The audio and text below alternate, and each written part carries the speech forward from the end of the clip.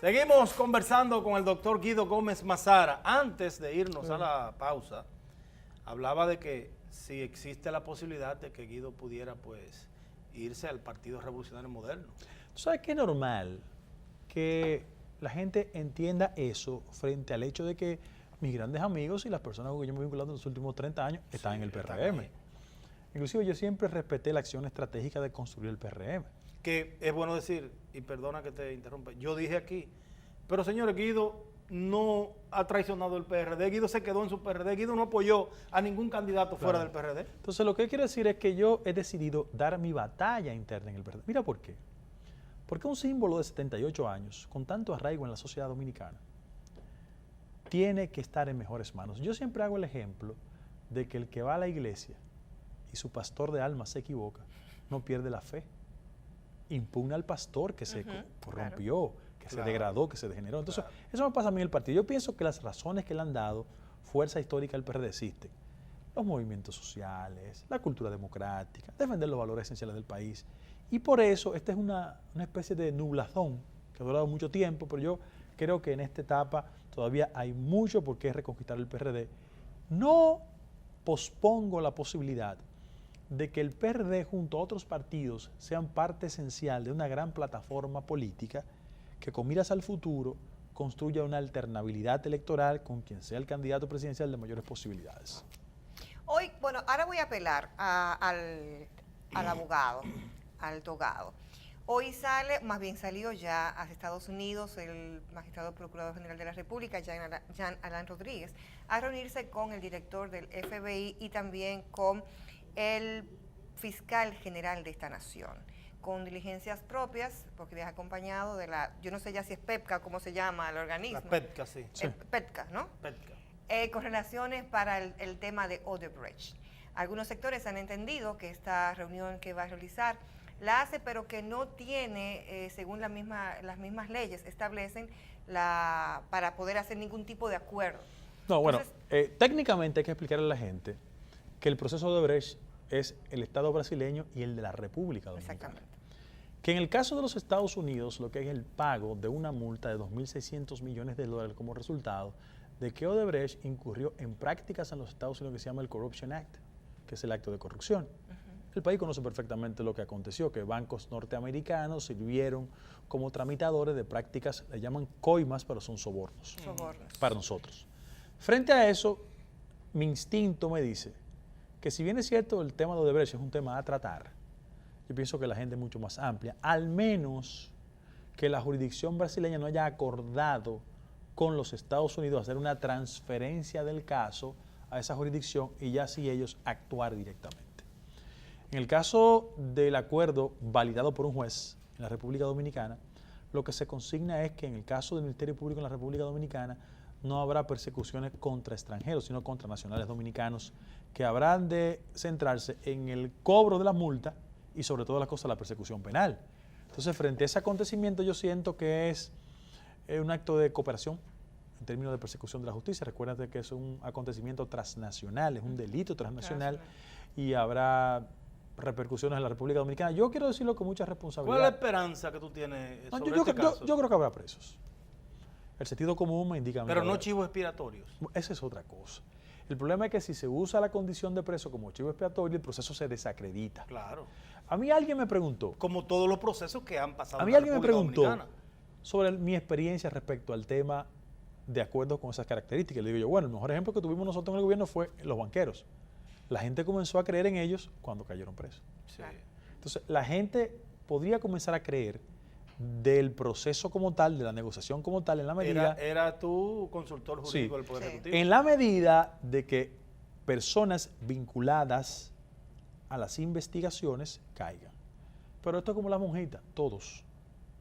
Todos y todas. Y todas. Entonces, yo siento que en la sociedad dominicana inclusive hay una especie de amargo colectivo respecto a que en las prácticas de la gran corrupción nunca caen quienes deben caer. Sin embargo, cuando tú te vas a los sectores medios y de base, cualquier infeliz se roba un plátano y sí es perseguido con todo el peso de la ley. Un señor que se robó 5 cajitas de sopitas de esos condimentos y estuvo preso. Por la línea noroeste. Correcto. Entonces, yo tengo fe de que la justicia llegue hasta las últimas consecuencias Y en el caso... ¿Y el costo político, Guido, de ese caso? Bueno, mira lo que pasa. Para hablar Yo de lo decía en mi columna como abogado, ¿no? yo Pero lo decía- ahora voy a apelar al político. Yo lo decía en mi columna la semana pasada en el periódico Hoy. Yo siento que el PLD tiene que resolver rápido el problema de Odebrecht. Mira por qué. Por aspectos que son esenciales.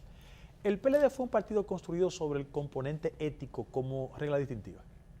Sus periodos de ejercicio de poder han demostrado que no es así.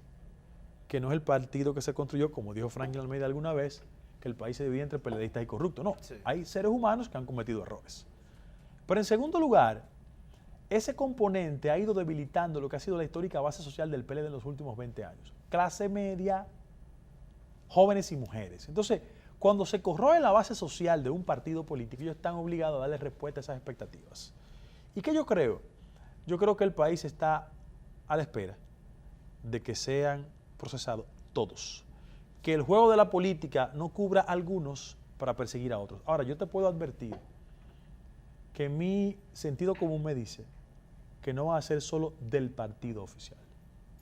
De que hay personas vinculadas a otros partidos, sobre todo el literal opositor formal, que sin lugar a dudas habrá consecuencias penales contra ellos. Quedándonos en el ambiente internacional, el caso de Venezuela, esta crisis que no termina y que aparentemente va para largo. Sí, mira, Venezuela es un ejercicio de irracionalidad, en términos prácticos. En Venezuela, en el año 1958, se constituyó lo que se llamó el Pacto de Punto Fijo, que era el primer acuerdo de alternancia democrática después de Pérez Jiménez gobernar.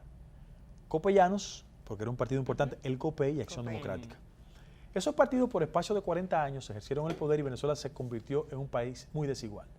El petróleo se colocaba a buenos precios en los mercados internacionales, pero la pobreza se profundizaba en Venezuela. ¿Qué pasó? Bueno, un militar cautivó la insatisfacción, organizó lo que se llamó el Caracazo primero y después fue una opción electoral y ganó el poder. Ganó en el año 1999 y derrotó al último exponente de la partidocracia, Salas Romer. ¿Qué pasó?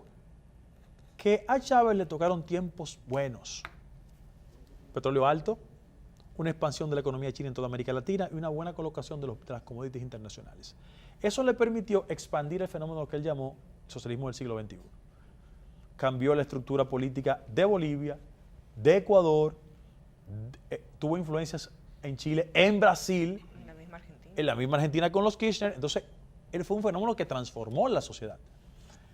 Frente a eso, en el caso de Venezuela, una sociedad que el 92% de sus actividades económicas dependa del petróleo, cuando el petróleo desciende, ya la magia se perturba. Entonces la economía anda mal, es la inflación más alta de América Latina. Sí. En segundo lugar, el nivel de inseguridad más alto. Acaban de superar a San Pedro Sula. Estoy hablando de los componentes sociales.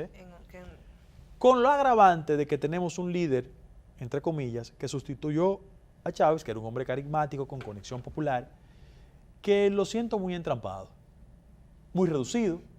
Comenzó hablando con los pajaritos de Twitter. Exactamente. Sin capacidad de darle respuesta, pero ojo, no nos equivoquemos.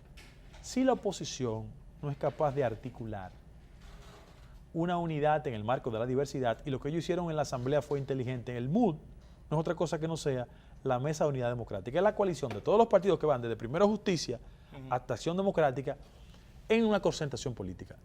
¿Cuál es el problema? Es que Maduro a todos los potenciales rivales los va liquidando. Leopoldo López, Capriles Radonqui. Anoten este nombre. Si la transición sigue el curso de celebrar elecciones, que debe ser en el año 18, si hay una transición ordenada, el candidato va a ser Mendoza, que es un empresario, el candidato de la derecha, porque ya está liquidado Capriles, que es el que está en la calle. Sí. El líder natural es Leopoldo López, porque ya tiene un componente mítico, está preso y todo ese tipo de cosas. Bueno, él podría ser un candidato. No tendría, el oficialismo no tendría una ficha. Hay una ficha que se llama Henry Falcón, que es el gobernador del estado Lara, que es un chavista no madurista muy popular. Ese podría ser una figura de la transición también. Recuerden esos dos nombres, porque yo una vez en un programa de televisión, hace muchos años, oigan este nombre, Barack Obama va a ser candidato presidencial. ¿Cómo va a ser? Bueno, cuando las elecciones. Y vuelvo a recordarle que la situación de Venezuela es terrible. Lo lamentable. Y Cabello no tiene ninguna posibilidad. Diosdado es un hombre de aparato, no es un hombre de popularidad.